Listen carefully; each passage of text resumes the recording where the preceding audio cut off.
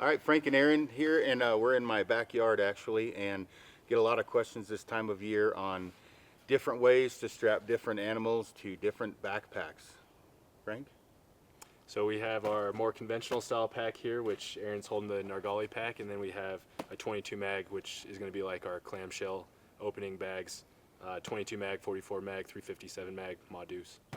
They all are going to strap more or less the same way. We're just going to give you some different ideas, some compression straps that might help, how to do it with a lid, without a lid, and if you shoot a big moose, which that's by no stretch of the definition a giant moose, but big enough, what compression strap and where to hook it to keep that thing stabilized as well as elk. So we'll go through each one kind of back and forth, give you some like tips, might help you out if you actually do kill an animal, and how to stabilize the load.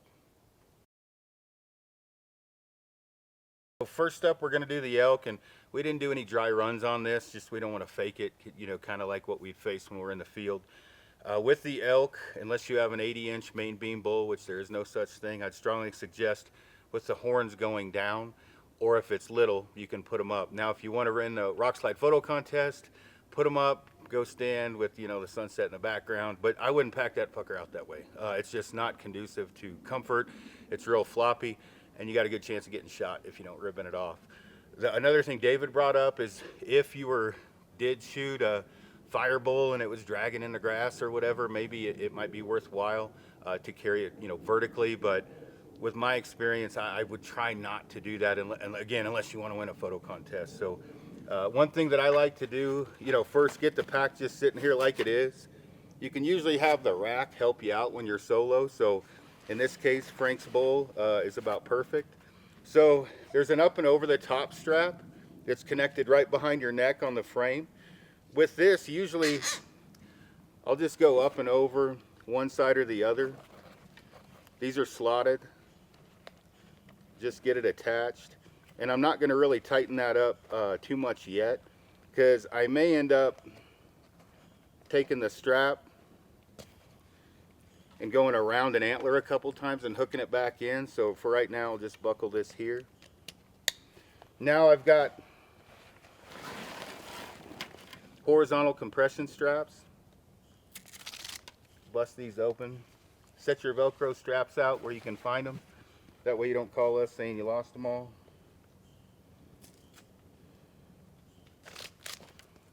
So I'm going to do the upper portion first.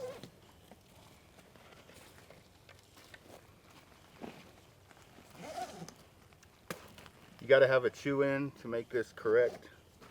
So generally, I'll go all the way around and then back through, and that gives it kind of a locking point.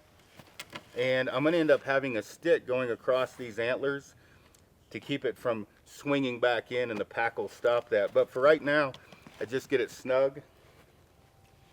Do the same thing on this side. The good thing about this is it's sort of a pass-fail thing, because if you suck at doing this, it'll fall off pretty quickly and then you can readjust. So now you take a stick or a walking stick, and all you're going to do is crisscross that right there, and then I'll take 550 cord sometimes and tie this stick onto the rack, but that keeps the rack from swinging in. I've got one more horizontal here, and then I've got my verticals. The vertical strap, I do the same thing. I'll go around the eye guard or the G2, tighten that.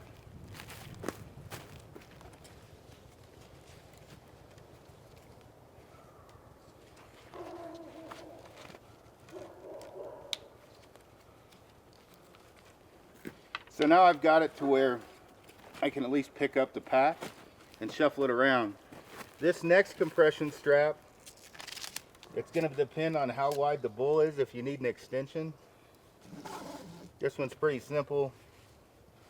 I just go around, and if it's going to slide up, Frank's case, he's got a broke tine there. And what that's doing is sucking the rack into this stick, and then the stick's getting compression into the pack to secure it up.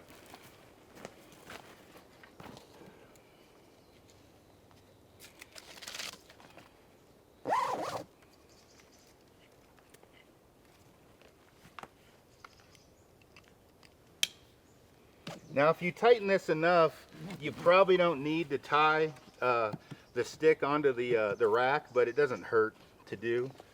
So we've got it relatively secure now. I'm just going to start snugging stuff up, get it as tight as I can.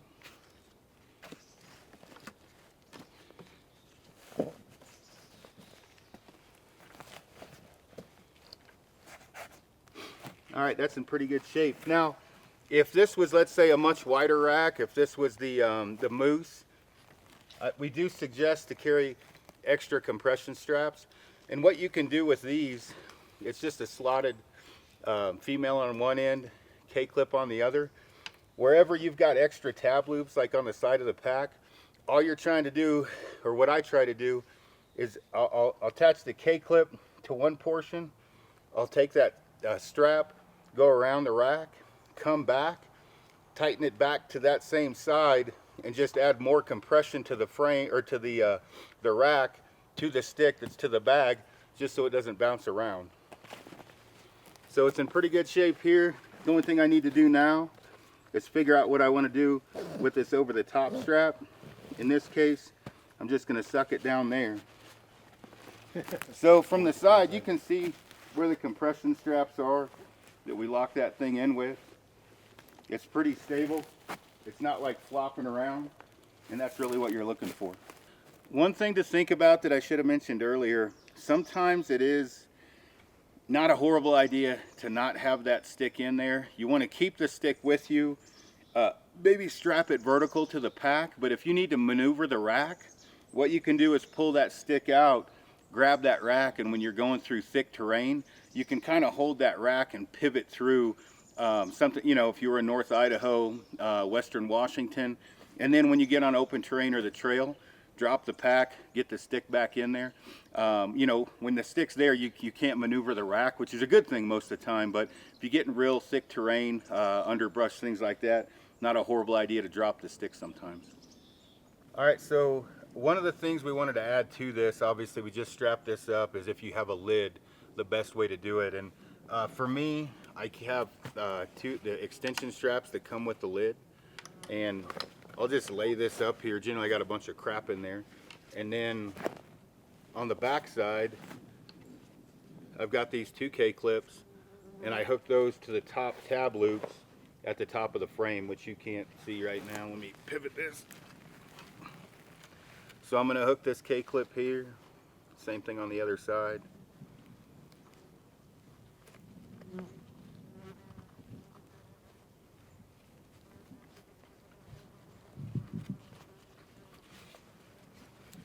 So I've got that one, this one, and this is the same thing with mule deer or moose or whatever. I mean, you just kind of work with what you've got. There's not like an exact length or anything. So once I've got those both hooked up, I'm going to get those relatively tight.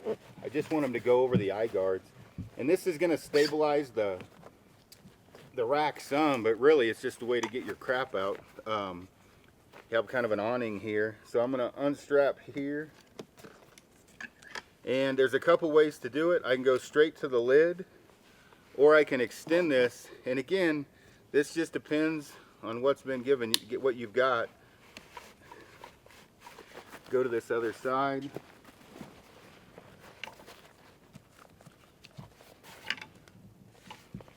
So I'm still got it wrapped around that antler, and I'll strap it tight, as tight as I can. And here I've got a little bit of slop doing that, so I'm going to re-angle it, figure out a little bit different way.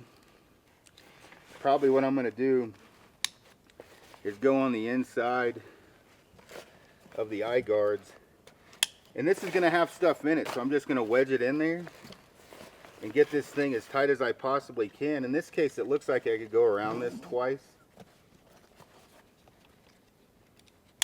Might make it a little easier. Do the same thing on this side. And there's no right or wrong way to do this. It's really just what's going to be what's stable and not come loose. And in this case, this is a little bit loose, but this is going to be stuffed full. So that's one way to do it right there. Next thing you could do, if you're not worried about these eye guards, you can kind of twist and remanufacture anything on here. So that's just on the main beam.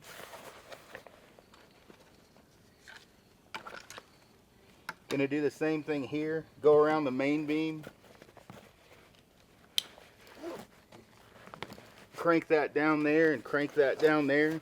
Again, there's no right or wrong way. It's just what's going to be most stable and not come off on the way down the hill.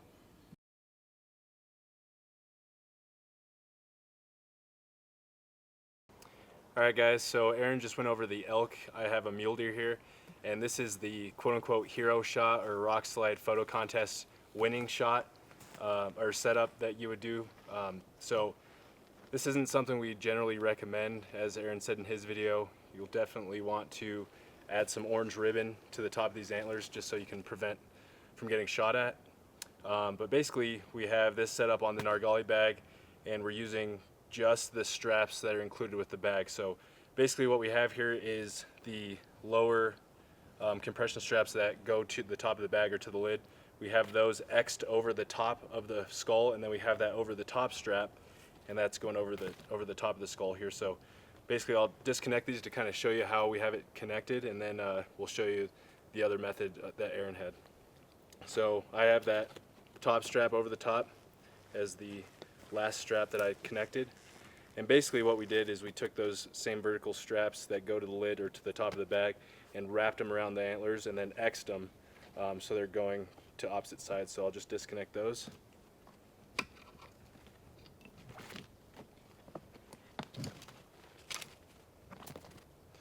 So super simple, didn't require any extra straps.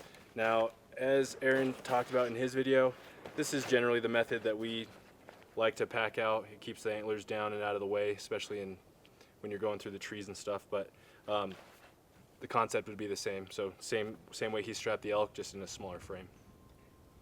All right, so this is the Hero Shot Point 2 with the guide lid. So again, basically we start with that over the top strap. You can wrap it around the antlers. I kind of have it wrapped around here at the bases just to stabilize it. And pretty simple with the guide lid. Kind of just flip it over. Strap it into your straps over here. Cinch those guys down pretty tight. Super simple with the deer.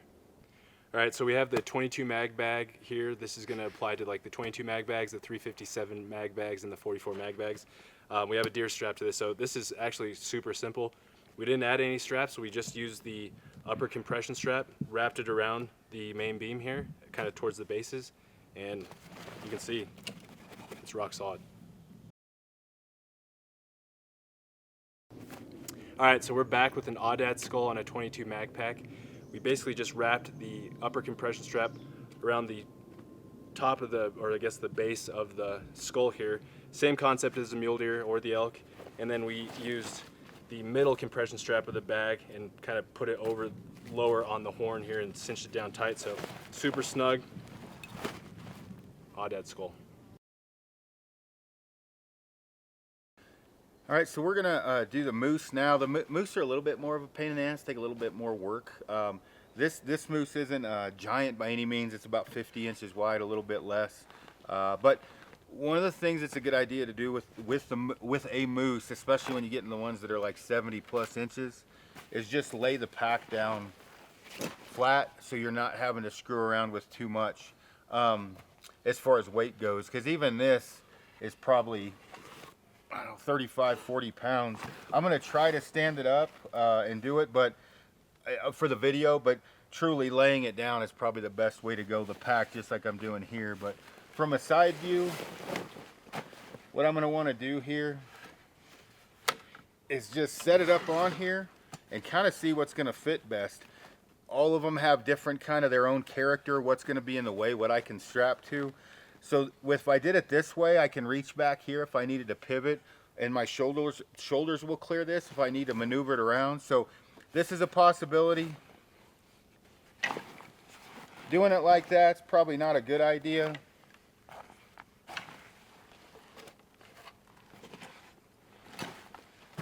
That right there is probably going to kill me. So I think The way I had it the first time is going to be best. And that's where it's kind of handy to be able to lay it down, because even maneuvering this thing's a little bit rough. So this keeps the eye guards from jabbing me from where it's at, and I can grab these if I need to maneuver it around. So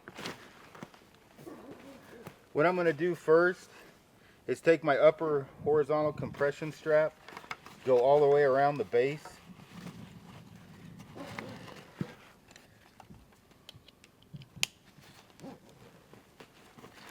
Get that locked in as tight as I can.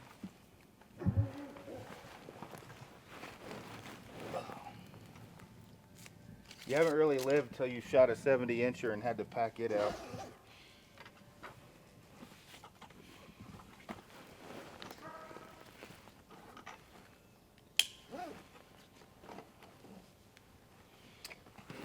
All right, I've got that one in place. This up and over the top strap is going to be relatively worthless, but I'm going to try to at least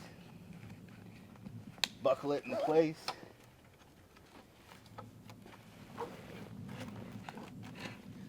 Now what I'm going to want to do is take this second horizontal compression strap and figure out if I can split the difference here, if I need to go around maybe one of the tines. Right now, looking at it, looks like that's going to be best. Just suck it into the bag best I can.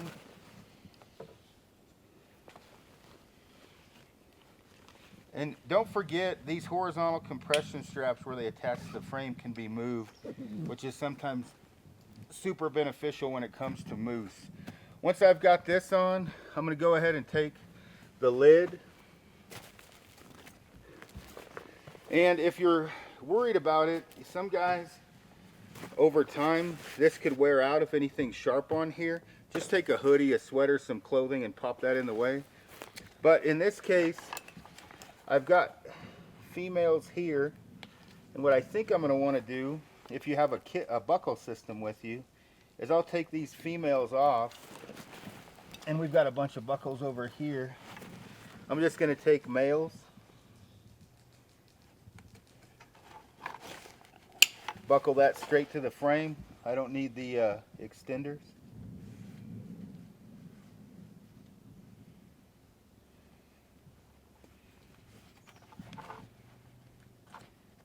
So I've got that on.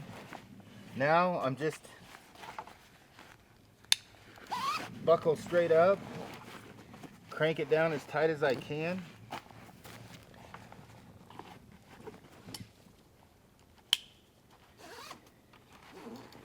Do the same thing with that one, and it's in pretty good shape. Now, if I'm a little bit worried as far as packing it, stability goes, if it's not locked into place, what I can do is just take the extra compression strap and do the same thing. I've got all these tab loops.